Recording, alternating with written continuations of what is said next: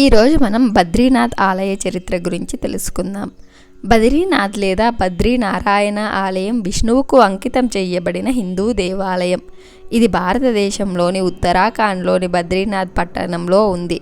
బద్రీనాథ్గా పూజించబడే విష్ణువు వైష్ణవుల కోసం పవిత్రమైన పుణ్యక్షేత్రాలకు అంకితం చేయబడిన 108 దివ్య దేశాలలో ఈ ఆలయం ఒకటి. హిమాలయ తీవ్రమైన వాతావరణ పరిస్థితుల కారణంగా ఇది ప్రతి సంవత్సరం 6 నెలల పాటు తెరిచి ఉంటుంది.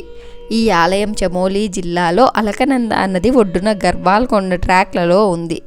2022లో కేవలం 2 నెలల్లో 2.8 మిలియన్ల సందర్శకులను నమోదు చేసిన భారతదేశంలో అత్యధికంగా సందర్శించిన తీర్థయాత్ర కేంద్రాలలో ఇది ఒకటి. ఇది చార్ధామ్ యాత్రా స్థలాలలో ఒకటి. పూజించబడే ప్రధాన దేవత యొక్క చిత్రం బద్రీనారాయణ రూపంలో ఉన్న విష్ణువు యొక్క నల్ల గ్రానైట్ దేవుడు. మాతా మూర్తికామేళ మాతృభూమిపై గంగా నది అవరోహణ జ్ఞాపకార్థం బద్రీనాథ్ ఆలయంలో జరుపుకునే అత్యంత ముఖ్యమైన పండుగ. బద్రీనాథ్ ఉత్తర భారతదేశంలో ప్రధాన పూజారి లేదా రావల్ సాంప్రదాయకంగా దక్షిణ భారతదేశ రాష్ట్రం కేరళ నుండి ఎన్నుకోబడినవారు. ఇది తర్వాత శ్రీ బద్రీనాథ్ మరియు శ్రీ కేదార్నాథ్ మందిర్ చట్టంగా పేర్కొనబడింది. రాష్ట్ర ప్రభుత్వం నామినేట్ చేసిన కమిటీ 2 దేవాలయాలను నిర్వహిస్తుంది మరియు దాని బోర్డులో 17 మంది సభ్యులు ఉన్నారు.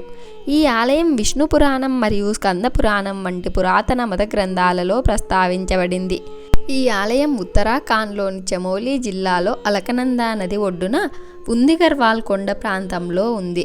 కొండ ప్రాంతాలు సగటు సముద్ర మట్టానికి 3133 మీటర్ల ఎత్తులో ఉన్నాయి. నార్ప్ పర్వతం ఆలయానికి ఎదురుగా ఉంది. నారాయణ్ పర్వత్ నీలకంఠ శిఖరం వెనుక ఉంది. 9వ శతాబ్దంలో ఆదిశంకరులు బద్రీనాథ్కు తీర్థయాత్రగా స్థాపించారు. ఈ ఆలయంలో 3 నిర్మాణాలు ఉన్నాయి: గర్భగృహ, దర్శన మండపం మరియు సభా మండపం. గర్భగుడి యొక్క శంకరాపుర ఆకారపు పైకప్పు, గర్భగృహ సుమారు 15 మీటర్ల పొడవు, పైన ఉన్న చిన్న కపోలో బంగారు గిల్ట్ పై కప్పుతో కప్పబడి ఉంటుంది. ముఖభాగం రాతితో నిర్మించబడింది మరియు వంపు కిటికీలు ఉన్నాయి. విశాలమైన మెట్ల మార్గం ప్రధాన ద్వారం వరకు వెళుతుంది. పొడవైన వంపుతో కూడిన గేట్వే లోపలి భాగంలో ఒక మండపం ఉంది. ఇది గర్భగుడి లేదా ప్రధాన మందిరానికి దారి తీసే పెద్ద స్తంభాల హాలు, గోడలు మరియు స్తంభాలు క్లిష్టమైన శిల్పాలతో కప్పబడి ఉన్నాయి. ప్రధాన మందిరంలో 1 అడుగుల చాలిగ్రామ్ బద్రీనారాయణ దేవత ఉంది. ఇది బద్రీ చెట్టు కింద బంగారు పందిరిలో ఉంది. బద్రీనారాయణ దేవత అతను ఎత్తైన భంగిమలో తన 2 చేతులతో శంఖం మరియు చక్రం పట్టుకుని యోగముద్ర భంగిమలో తన ఒడిలో మిగిలిన 2 చేతులు చూపిస్తుంది. గర్భగుడిలో సంపద దేవుడి చిత్రాలు కూడా ఉన్నాయి: కుబేరుడు, నారదుడు, ఉద్ధవ, నర మరియు నారాయణ. ఆలయం చుట్టూ పూజించబడే మరో 15 చిత్రాలు ఉన్నాయి. వీటిలో లక్ష్మీ, గరుడ మరియు నవదుర్గ 9 విభిన్న రూపాలలో దుర్గ స్వరూపం ఉన్నాయి. ఈ ఆలయంలో లక్ష్మీ నరసింహర్ మరియు సన్యాసుల ఆదిశంకర్నార్ మరియు నారాయణ్ ఘంటాకర్ర వేదాంత, దేశిక మరియు రామానుజాచార్యుల మందిరాలు కూడా ఉన్నాయి. ఆలయ దేవతలన్నీ నల్ల రాతితో నిర్మించబడి ఉంటాయి. బద్రీనాథ్ ఆలయ చరిత్రను గురించి తెలుసుకుందాం. ఆలయం గురించి ఎటువంటి చారిత్రక రికార్డులు లేవు, కానీ వేద గ్రంథాలలో బద్రీనాథ్ ప్రధాన దేవత ప్రస్తావన ఉంది. కొన్ని కథనాల ప్రకారం ఈ మందిరం వేద కాలంలో ఏదో ఒక రూపంలో పూజించబడింది. తర్వాత అశోకుని పాలనలో బౌద్ధ మతం వ్యాప్తి కారణంగా ఈ మందిరం బౌద్ధ క్షేత్రంగా మార్చబడి ఉండవచ్చు. ఈ ఆలయం 8వ శతాబ్దం వరకు బౌద్ధ క్షేత్రంగా ఉంది మరియు ఆదిశంకరులు ఈ మందిరాన్ని పునరుద్ధరించి హిందూ దేవాలయంగా మార్చారు.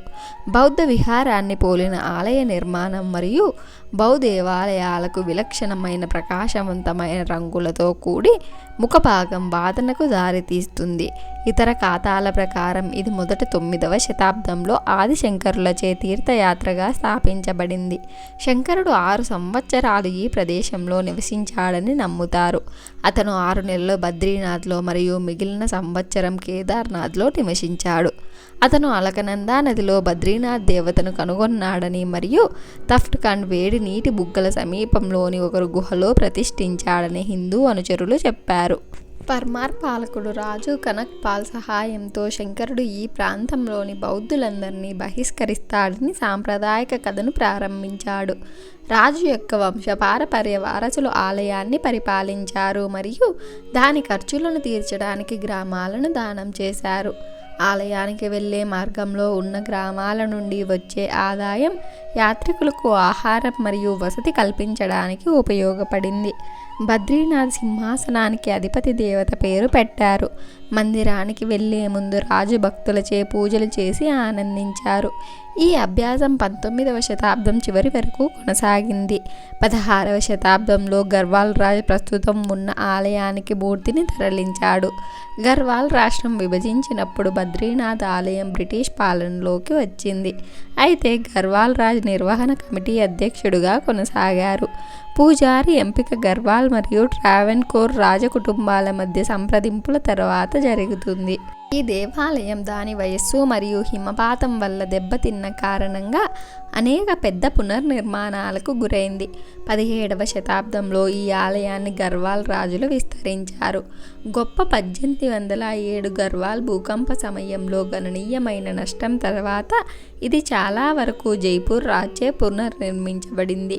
ఇది ఇప్పటికీ 1870ల నాటికి పునర్నిర్మాణంలో ఉంది. అయితే మొదటి ప్రపంచ యుద్ధం నాటికి ఇవి పూర్తయ్యాయి. ఆ సమయంలో పట్టణం ఇప్పటికీ చిన్నది. ఇందులో కేవలం 20 బేసీ గుడిసెలు మాత్రమే సిబ్బందిని కలిగి ఉన్నాయి. అయితే యాత్రికుల సంఖ్య సాధారణంగా 7 నుండి 10,000 వరకు ఉంటుంది. ప్రతి 12 సంవత్సరాలకు ఒకసారి జరిగే కుంభమేళా ఉత్సవం సందర్శకుల సంఖ్యను 50,000కి పెంచింది. వివిధ రాజులచే ఇవ్వబడిన వివిధ గ్రామాల ద్వారా చెల్లించాల్సిన అద్దెలు నుండి ఈ ఆలయానికి ఆదాయం లభిస్తుంది. హిందూ పురాణాల ప్రకారం విష్ణువు ఈ ప్రదేశంలో ధ్యానంలో కూర్చున్నాడు. తన ధ్యానంలో విష్ణువుకు చల్లని వాతావరణం గురించి తెలియదు. అతని భార్య లక్ష్మి బద్రీ చెట్టు రూపంలో అతన్ని రక్షించింది. మీ భక్తికి సంతోషించిన విష్ణువు ఆ ప్రదేశానికి బద్రికా ఆశ్రమం అని పేరు పెట్టారు. అక్కటిన్ ప్రకారం ఈ ప్రదేశం ఒకప్పుడు జబూబ్ ఫారెస్ట్గా ఉండేది. అది నేడు అక్కడ కనిపించదు. బద్రీనాథ్ రూపంలో ఉన్న విష్ణువు ఆలయంలో పద్మాస భంగిమలో కూర్చున్నాడు. పురాణం ప్రకారం విష్ణువు భార్య లక్ష్మి అతని పాదాలకు మసాజ్ చేయడం చేసిన నారద మహర్షిని విష్ణువును శిక్షించాడు. విష్ణువు పద్మాసనంలో చాలాసేపు తపస్సు చేస్తూ తపస్సు కోసం బద్రీనాథ్కి వెళ్తాడు. విష్ణు పురాణం బద్రీనాథ్ యొక్క మూలం యొక్క మరొక సంస్కరణను వివరిస్తుంది. సాంప్రదాయం ప్రకారం యమకునర మరియు నారాయణ అనే 2 కుమారులు ఉన్నారు. వీరిద్దరూ హిమాలయ పర్వతాల ఆధునిక పేర్లు. వారు తమ మతాన్ని వ్యాప్తి చేయడానికి అవసరమైన వారు మరియు ప్రతి ఒక్కరూ హిమాలయాల్లోని విశాలమైన లోయలను వివాహం చేసుకున్నారు. ఆశ్రమాన్ని నెలకొల్పడానికి అనువైన ప్రదేశం కోసం వెతుకుతూ పంచబద్రిలోని ఇతర 4 బద్రీనాథులను చూశారు. భాగవత పురాణం, స్కంద పురాణం మరియు మహాభారతం వంటి అనేక పురాణ పుస్తకాలలో ఈ ఆలయ ప్రస్తావన ఉంది. భాగవత పురాణం ప్రకారం ఇక్కడ బద్రికా ఆశ్రమంలో భగవంతుడు నరుడు మరియు నారాయణ ఋషులుగా అవతారమెత్తి అన్ని జీవుల సంక్షేమం కోసం అనాది కాలం నుండి గొప్ప తపస్సు చేస్తున్నాడు. స్కంద పురాణం ఇక్కడ స్వర్గం, భూమి మరియు నరకంలో అనేక పవిత్ర పుణ్యక్షేత్రాలు ఉన్నాయి. కానీ బద్రీనాథ్ ఆలయం లాంటి పుణ్యక్షేత్రం లేదు అని పద్మపురాణంలో బద్రీనాథ్ చుట్టుపక్కల ప్రాంతం ఆధ్యాత్మిక సంపదతో కూడుకున్నదని కూడా చెప్పబడింది. బద్రీ కేదార్ ఉత్సవం జూన్ నెలలో ఆలయం మరియు కేదార్నాథ్ ఆలయంలో కూడా జరుపుకుంటారు. పండుగ 8 రోజులు ఉంటుంది. ఈ వేడుకలో దేశం నలుమూలల నుండి కళాకారులు ప్రదర్శనలు చేస్తారు.